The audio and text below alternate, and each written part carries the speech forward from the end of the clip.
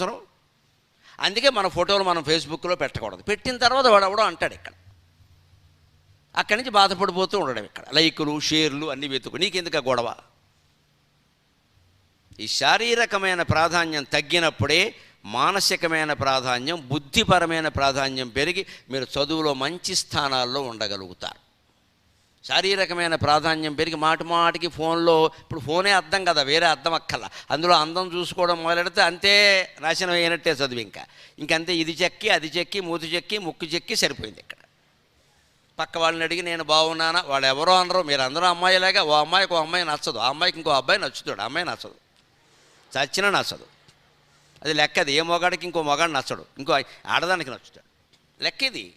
భిన్న ధృవాలే ఆకర్షించుకుంటాయి, సజాతి ధృవాలు వికర్షించుకుంటాయి. సైన్స్లో చెప్పిన సూత్రం అది. ఇది చాలా సామాన్యం.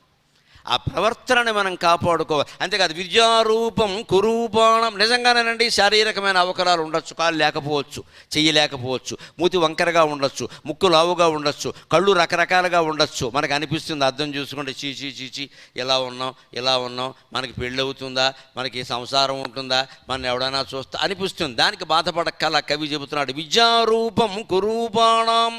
ఎటువంటి కురూపం ఉన్న వ్యక్తికైనా సరే బాగా చదువుకుంటే జీవితం అంతా బ్రహ్మాండంగా ఉంటుందండి, ఉజ్వలంగా ఉంటుందండి, మంచి ఉద్యోగంలో స్థిరపడతారు. అంచేత శారీరకమైన అందానికి ప్రాధాన్యం ఇయ్యద్దు.